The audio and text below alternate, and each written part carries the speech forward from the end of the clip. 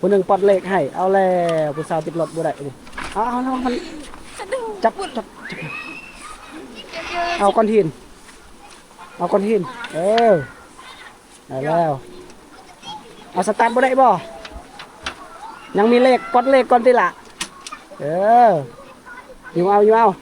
แม่ยิงอยู่ใส่ผู้สาวไป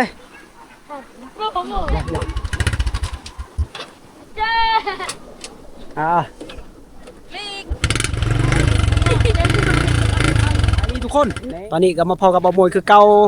ตอนนี้เบาโมยอยู่ในหมู่บ้านตุ้งแตงเนาะหมู่บ้านตุ้งแตงเป็นเมืองตะโอยทุกคนแต่ว่าเฮาจะไปเบิ่งวิถีชีวิตของในหมู่บ้านนี่แล้วว่าเฮาจะไปเบิ่งก่อนที่เขาเจ้าอาบน้ำแล้วข้างหลังเบาโมยนี่ก็จะแม่นเด็กของหมู่บ้านตุ้งแตงนะทุกคนว่าเฮาก็จะเริ่มก่อนที่เขาเจ้าอาบน้ำหรือว่าเฮาจะเลาะในหมู่บ้านนี้ว่าเขาเจ้ากำลังเฮ็ดหยังอยู่หรือเฮ็ดหยังอยู่เนาะทุกคนโอเคเฮาจะไปเลยทุกคนอันนี้ก็จะแม่นหมู่บ้านของหมู่บ้านตุ้งแตงทุกคนนี่ก็จะแม่นเราก็เห็นผู้เฒ่าเนาะนี่เนาะทุกคนเราก็จะไปเบิ่งบอลที่เขาเจ้าอาบน้ำเพราะว่าในหมู่บ้านนี้เนาะเขาเจ้าจะบ่นิยมอาบน้ำบาดาลปานใดทุกคนเขาเจ้าจะมักไปอาบน้ำห้วยแต่ว่าเขาก็จะไปเบิ่งน้ำกันทุกคน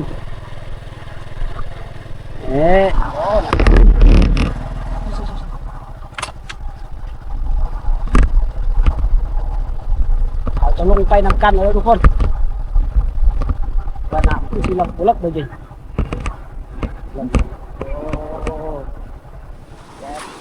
เรื่องไงนะไก่เลยได้เลยทุกคน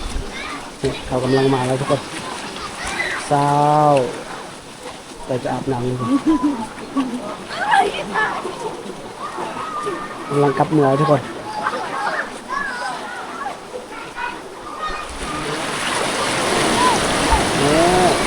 พอดีน้องน้อยกำลังขึ้นมาจากบอนอาบน้ำทุกคน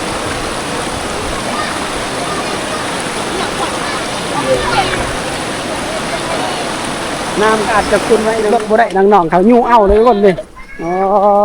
ตายมาเอาติดบ่ได้บ่ผู้หนึ่งปลดเลขให้เอาแล้วผู้สาวติดรถบ่ได้ดิเอามันจับเอาก้อนหินได้แล้วเอาสตาร์ทบ่ได้บ่ยังมีเลขปลดเลขก่อนติล่ะ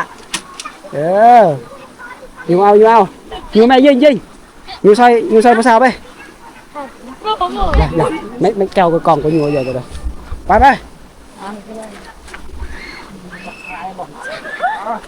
จิบจักก็ได้บ่เต็ดได้แล้วทุกคนเอาไปว่าจิบจักก็ได้เด้อจิบจักก็ได้ล่องเลยไปติดจักจะได้บ่ได้เมื่อได้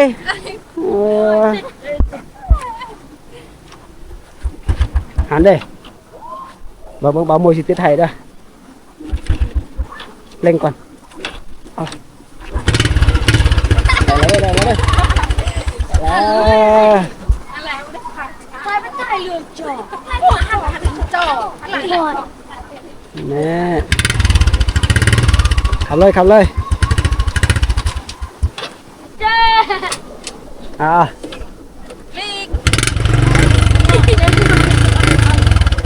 นี่ผู้นี้ผู้ล่านี่ครับรถได้แล้วสีเมื่อแล้วทุกคนน้องเขาก็สีเมื่อแล้วนี่เกือบสิบัวได้เมื่อแล้วปะนี่พอดีเฮาก็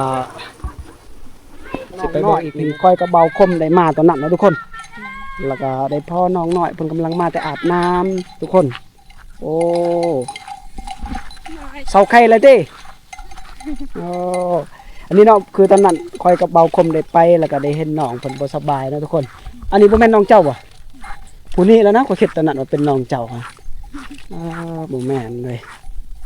มีแต่ผู้สาวตอนแรงก็เจ้าจะมาอาบน้ำยังชื่อจังได๋อานาบ่ห้วยอานานะทุกคนนี่ทุกคนแล้วเขาก็สิย่างไปทางนั้นหมู่บ้านนี้ก็อาจจะกว้างใหญ่เนาะแล้วก็นี่ก็ผู้สาวนำมาทางหลังของเบาโมยเนาะ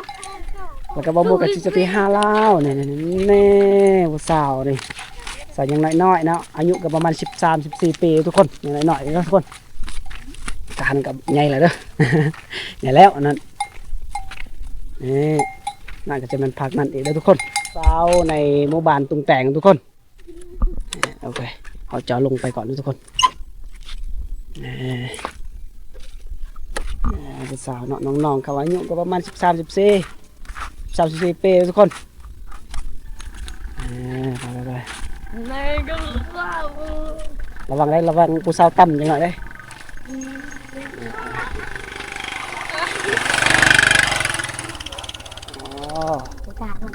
อ๋อไปจะย่างไปแล้วทุกคนเป็นยังเนาะปลารถทางเป็นยังเนาะเป็นยังไปเลยทุกคนอันนี้ก็คือหมู่บ้านตุงแตงเราคอยกับไปกับทีมงานยิงกับมันยังเจ้าเด้เทิมเนาะยิงกับเทิมเนาะเขาก็จะไปทำกันเลยทุกคนเลาะในหมู่บ้านนี้เนาะ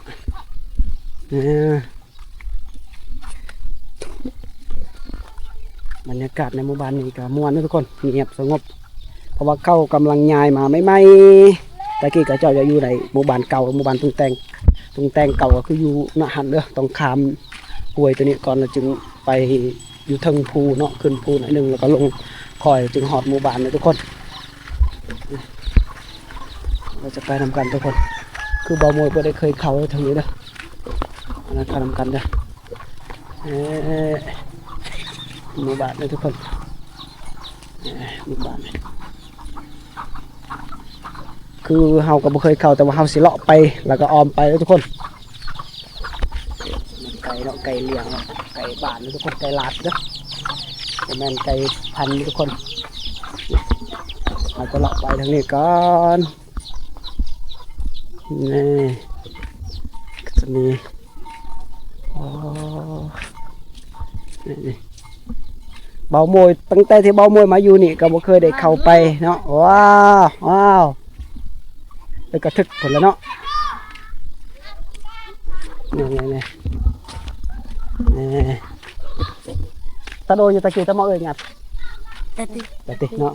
เพราะว่าอยู่เทิงลายเนาะเขาเจ้าว่าบ่นี่อาจจะบ่ลายปานใดเนี่ยยังบ่มาคือเนี่ยผู้สาวหมดทุกคนแต่ว่าเขาอาจจะอายกองหน่อยนึงเกลื่อนสานก็สะอาดดีทุกคนแล้วไปดูคอยกับไปกับพวกน้องๆเขา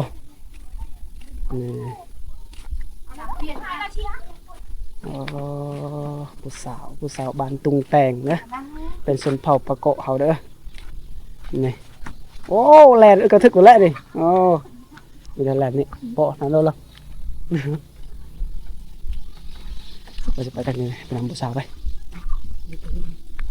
หมอเอ้ยแต่เขาหมอแบบดอกเกลือkitaเอาบนหอมไปกี่หอมนี่ผู้สาวทุกคนอ๋อเขาจะไปทางนี้เลยเราจะออกมาทางนี้โอ้คือผู้สาวลายแต่ว่าเขาเจ้าจะอายหน่อยนึงทุกคนเพราะว่าเขาไม่ได้เคยเห็นแต่กองเบามวยอีกเบามวยหากับเฮ็ดซองไม่ไหมแล้วก็เปิดไม่ไหมบ่ได้เปิดโดนหากับเดือนปลายแล้วก็2 เดือนนี่แหละนี่แต่ผู้สาวมักคนใดก็เลือกเอาแล้วคนนั้นโอ้สดหรือบ่สดเฮากับบ่ฮู้ได้เว้ยสดหรือว่ามีแผนเฮากับบ่ฮู้ดอกสิ่งที่เฮาฮู้ก็เฮาถ่ายไปอันนี้เนาะอันนี้ก็คือทีมงานของเฮาเด้อทุกคนอันนี้คือการทีมงานของเบามวย2 คนเด้อทุกคนอันนี้ก็ผู้สาวอ่ะโอ้มีผัวแล้วบ่ผัวบ่เป็นยัง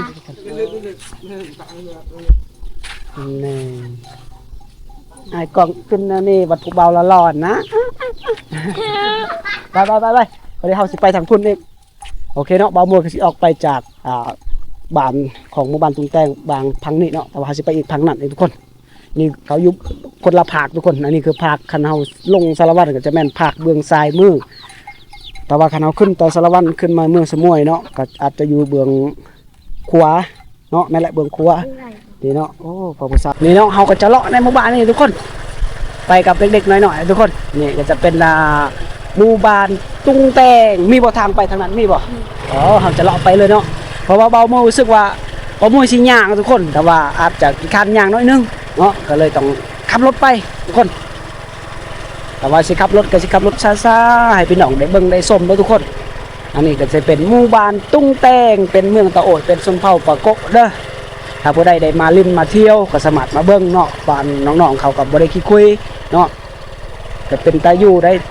ตาอยู่แต่ทางลุ่มไปได้บ่บ่ได้บ่บ่ได้เอาออกไปทางลุ่มทุกคน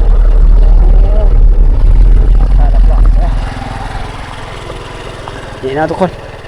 หมู่บ้านนี่ก็กว้างเติบได้เพราะว่าเขายกง่ายมาแล้วก็เส้นทางนี่ก็รัดก็ได้เฮ็ดให้เนาะสะดวกสบายในการที่เขาจะไปมาหากินนะทุกคนใช้ชีวิตก็อาจจะสบายทุกคนนี่นะก็จะลงไปเลยทุกคนนี่บรรยากาศก็สิประมาณนี้เลยทุกคนอันนี้ก็คือเบื้องขวามือของเราจะไปทุกคนนี่เอาแล้วก็นั่งลมกันทุกคน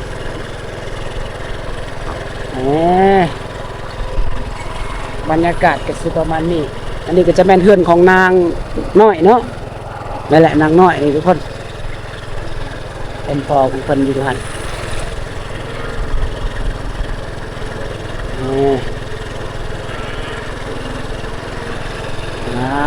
เป็นผู้เฒ่าผู้แก่เพิ่นเนาะไม่ล่นโอ้คนมาแต่เฮ็ดเวียกเฮ็ดงานแม่นบ่นี่โอ้พอดีผู้สาวกำลังมาแต่เฮ็ดเวียกทุกคนเขากำลังมาจากการเฮ็ดเวียกเขาจะได้พากเงินนะเมื่อเฮือนทุกคนบางได้เงินมากบางคนก็ได้บางคนก็คือสิบ่ได้เนาะแต่ว่าน้องนี่คือสิได้เลยทุกคนนี่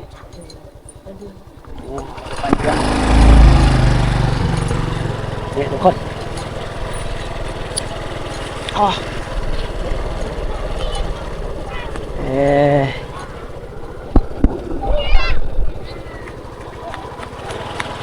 ประมาณนี้ทุกคน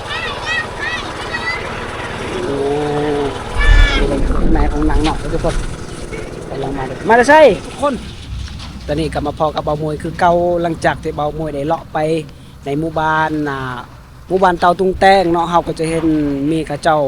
บอนอาบน้ำก็คือนำอาณาเด้อห้วยอาณาทุกคนก็อาบน้ำอาจจะคุ้นน้อยนึงเนาะมากับเบามวยก็ได้เลาะในหมู่บ้านกระเจ้าที่เรียบร้อยทุกคนที่เรียบร้อยแล้วก็จะได้เห็นมีพวกผู้สาวพวกเด็กน้อยเนาะกระเจ้าจะมามักเล่นแถวทางแถวนัดแถวนี้นะทุกคนแล้วก็ขอบใจ FC ทุกคนที่เข้ามาเบิ่งเข้ามาชมคลิปของเบามวยเนาะก็อยากให้ทุกคนที่เข้ามาเบิ่งเข้ามาชมนะฝากกดติดตามเพื่อมีกำลังใจในการเฮ็ดคลิปต่อไปเนาะของเบามวยเนาะขอบใจทุกคนที่ติดตามของเบามวยแล้วเด้อขอบใจหลายๆขอบใจจากใจอีหลีเนาะเบามวยกำลังเปิดซองใหม่ๆเนาะตอนนี้เนาะก็ในการเฮ็ดคลิปก็จะบ่งามปานใดเนาะคือว่าบ่เคยเฮ็ดนะทุกคนแต่ว่าขอบใจทุกคนที่เข้ามาเบิ่งเข้ามาชมโอเคคลิปนี้ก็สิประมาณนี้ทุกคนบ๊ายบายทุกคนพอกันคลิปใหม่